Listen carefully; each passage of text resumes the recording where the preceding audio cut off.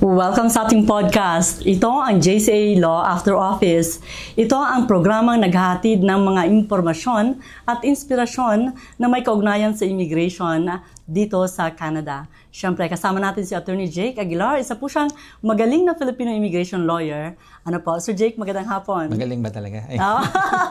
Walang magaling sakit. Yan.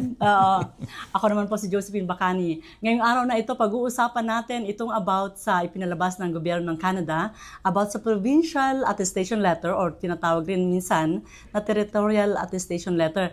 Hindi na daw ito ay gagawing requirement para sa pag-apply ng study permit. Sir Jake, ano ba ito? Right. Para dun sa mga master's saka PhD programs. So may bagong rule na inalabas ang Government of Canada na dun sa mga certain programs like master's saka PhD, hindi na kailangan ng Provincial Attestation Letter at saka yung Territorial Attestation Letter. Tsaka mas mabilis na processing. So, tsaka ano pa, may mga spousal open work permit, buong pamilya pwedeng isama. Katulad ng dati, ano. Pero ngayon, nilaan lang nila ito doon sa mga masters at saka PhD students. So, at least makikita natin yung gustong mangyari ng Government of Canada. Yun nga, gusto nila na highly skilled or highly educated yung mga gusto nilang i-attract. So, nandun pa rin yun. Kailan ba ito nagsimula, Sir Jake, itong requirement ng mga PAL na ito? Bago lang. Yung itong PAL, Provincial yung hindi na nga i-require yung PAL? Nung ni-require nila. Nung ni-require. Nagsimula sila. Kasi parang bakit ngayon? Yeah, exactly. So parang pabago-bago din. So kasi nung mga panahon nga na naghigpit si Government of Canada, nilagay nila itong requirement na ito para mas makontrol yung dami ng student population. But in fact, meron na ring bagong rule dyan, or at least yung sa immigration levels. Ang binawasan talaga nila na levels, mostly is yung sa students din. So may binawas din sa overall numbers ng ini-expect na tatanggapin nga ng mga students next year at saka sa mga susunod pa na taon. Pero doon naman sa mga nag-aaral nga ng masters at saka PhD, niluwagan nila, binigyan pa nila ng incentive. So makikita mo yung plano ng Canada. Ano ang layunin mismo ng gobyerno ng Canada kung bakit inaalis na nila itong requirement na ito? Yun nga, especially doon sa mga masters students at saka PhD. Ibig sabihin, ang ina-attract talaga ni Canada is yung mga highly educated nga, yung may mga talent. Sinabi na rin naman ni PM Carney yun na gusto niya yung Canada nga parang number 1. So medyo ambitious din talaga yung goal ng Canada, maging number 1 doon sa G7. Again, G7, samahan siya ng mga mayayamang bansa. Andyan yung US, andyan yung UK, Germany, Italy, Japan. Gusto ni PM Carney na Canada ang parang number 1 doon. So very ambitious. And then alam naman natin na siyempre para magawa natin yon, kailangan natin ng mga highly educated, mga talented individual. So, andun yung ginagawa niya na i-attract yung mga taong gano'n. Parang gusto ng Canada kompetensyahin ng US regarding doon sa H-1B ng US, Sir Jake. Ano ba yan?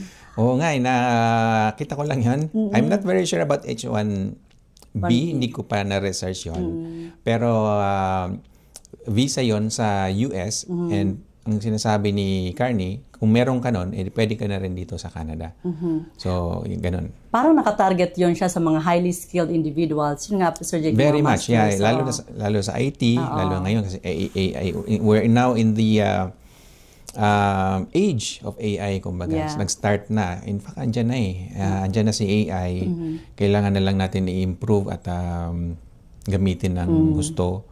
Pero we're in that age, kaya nga very exciting. So yun, ganun lang naman ang gusto ni Canada sa ngayon, i-attract yung mga talent kahit saan man sa mundo. Somehow parang gusto ng Canada na nakatutok rin tayo sa mga highly skilled programs, no? Definitely. Para maging mas makatulong to sa ekonomiya ng Canada. Right. So kung kayo yung sumusubaybay sa mga development nga, ayan, yan ang pinaka-latest ngayon na bagamat yung overall levels ng students is binawasan, naging kalahati. Dati kasi mga 300,000 yung projection Nabawasan na nga yun sa lagay na yun Dati umabot yan ng mga 500,000 or more. Pero anyway, naging 300,000 at ngayon, binawasan pa nila, magiging mga 155,000 na lang sa next year at saka sa mga susunod pang taon. So, pero yun nga, although binawasan nila, may mga ano naman sila, incentive na binigay doon sa mga gusto mag-aral ng PhD tsaka masteral. So kung meron kayong opportunity, gusto nyo mag-aral ng masters, alam ko medyo mahal yun, pero kayo yung gusto ng Canada. No? So kung may mga incentive sa inyo, pwede nyo isama mga asawa at mga anak nyo. Pamilya nila. Pamilya nyo. Para makapasok sa spousal open work permit. Exactly. Tsaka mas mabilis yung processing. Pero ilan na lang ba ang simulan nyo na agad kasi ang alam ko kung para sa next year na intake, around this time kailangan nag-a-apply ka na sa mga school. So yun ang unang requirement. Siyempre dapat may admission ka dun sa school. Pero ano ba ang effectivity nito, Sir Jake? Kailan magsisimula? Next year. Ano na siya? Baka effective na rin talaga ito. In-effect na siya, yeah. Doon sa, papaano ba nila, Sir Jake, doon sa mga interesadong estudyante na mga graduates na sa ibang bansa, papaano ba nila i-ready ang kanilang mga sarili para makapasok dyan? Kung as an international student, so yung mga credentials nyo, ready nyo, tapos makipag-ugnayan agad kayo doon sa school na gusto nyo. So, yun lang din. Hindi lahat ng school po pwede. So, may mga listahan din yan na mga schools na pwede nyong enrollan. Simulan nyo dun. And then, magtanong-tanong kayo ano mga requirements nila. So, sila yung kakausapin nyo, yung school mismo. Ano ba requirements ng school? And then, unti-unti nyo nang ipunin yun kung ano yung mga requirements nyo. As you know, competition din yan. So, yun nga, we always say na competition talaga yung labanan eh. Hindi pwedeng gusto mo lang. Be ready to compete. Kasi marami ding gustong mag-aral dito mas lalo na yan, marami ang incentive. So, hindi enough na nag-apply ka. Dapat medyo kaya mong labanan or taasan yung ibang mga aplikante.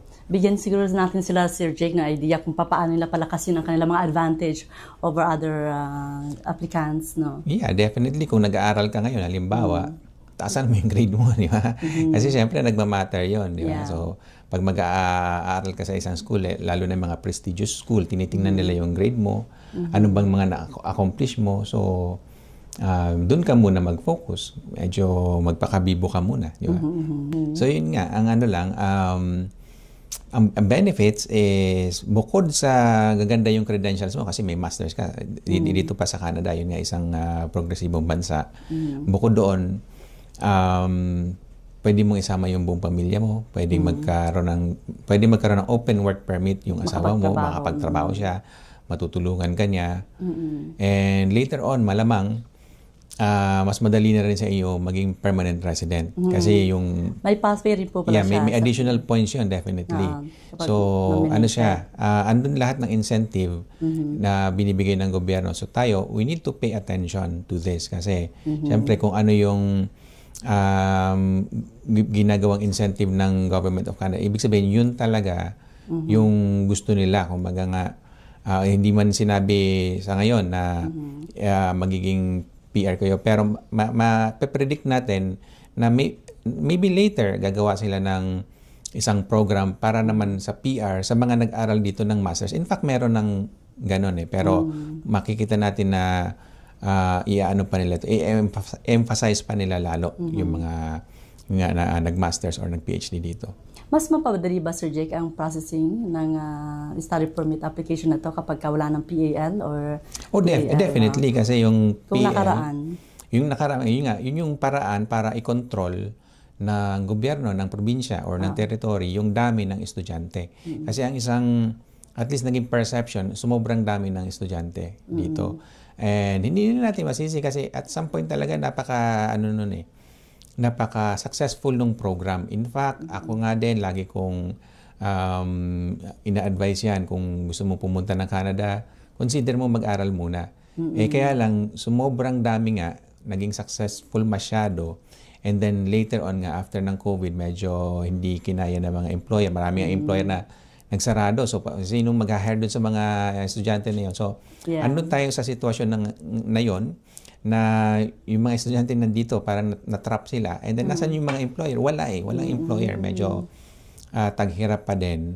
So yung mga PL, TL, ano lang yan, ginawa ng gobyerno para nga makontrol yung dami ng estudyante. Pero again, para dun sa mga masters at PhD students nga, inalis na nila yung requirement na yun. Pero kung nung nakaraang 2024, inaabot ng buwan ang application na ito, ngayon ba, kung ipapaalisin na itong Parang 2 weeks nga lang 2 weeks yata na lang, yung application. mas mabilis. Yeah, sobrang bilis.